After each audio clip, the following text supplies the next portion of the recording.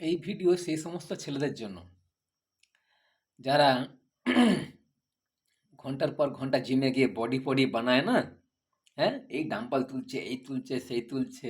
খুব মজা না? আচ্ছা, খুব মজা, ভালো তো, খুব ভালো। তারপর মেয়েদের সামনে গিয়ে জামা খুলে দেখানো, একটু টাইট জামা পরা, একটু টাইট প্যান্ট পরা। হ্যাঁ, একটু বডি হয়ে গেলে, থাই ফাইটু মোটা হয়ে গেলে একটু ছোট প্যান্ট পরা। হ্যাঁ, খুব মজা, ভালো। কিন্তু একটা কথা কি জানো, ওটা তুমি নিজের পয়সা করে দেখো তো।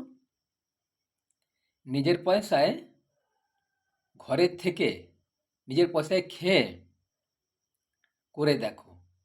তুই বললো আমি তো ইনকাম করি, তো আমি আমার জিমের পয়সা আমি নিজে দিই। আরে তুমি যে পয়সাটা কামাও না, 10-12 হাজার টাকা, 20 হাজার টাকা, ওতে কিচ্ছু হয় না। বুঝেছো? ওই নিচে প্যান্টের নিচে যে কাচ্ছা পরি না, ওই কাচ্ছাটাও হবে না। বাপের হোটেলে আছো, ঠিক আছে, মা রান্না করে দিচ্ছে, ছেলে মেয়েকে সামলাচ্ছে, ঠিক আছে, বাপের হোটেলে আছো তো ওই জন্য মূল্যটা বুঝতে পারো না। ওটা নিজের ঘরে থেকে, নিজের ঘর করে থেকে করে দেখো, তারপর বুঝবে বাপের পরিশ্রমটা তুমি বুঝতে পারো না। আর বোঝাও যায় না বাপের হোটেলে থাকলে, ঠিক আছে।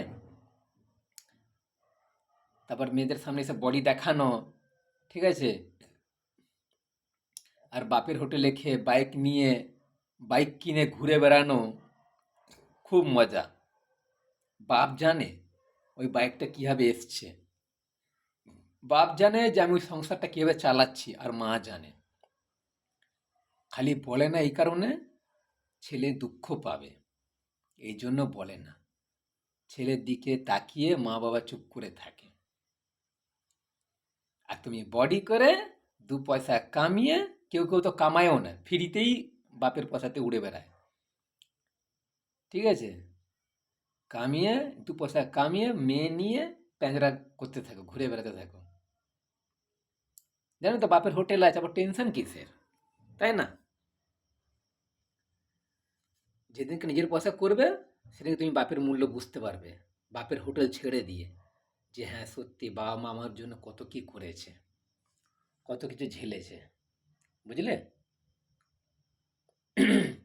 তখন বলবে জিমে না, কোথায় আর কাজ করা যায়, কোথায় দু পয়সা আনা যায় সংসারের অভাব পূরণ করার জন্য, সেই চিন্তা থাকবে মাথায়। তখন আর জিমের কথা থাকবে না, তখন জিম এমনিই হয়ে যাবে, কাজ করে করে বডি হয়ে যাবে। আলাদাভাবে সময় দিতে হবে না জিমেতে, ঠিক আছে।